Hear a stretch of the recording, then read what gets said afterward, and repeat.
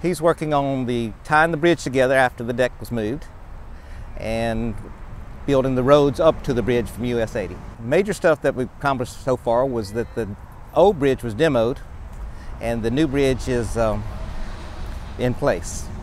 Was built off-site and put in place. That way the US 80 overpass was open longer. What's left is to tie the bridge together and tie the road on the bridge to the US 80. Be aware that this still is an active work zone and there will be people above and below and on the interstate side.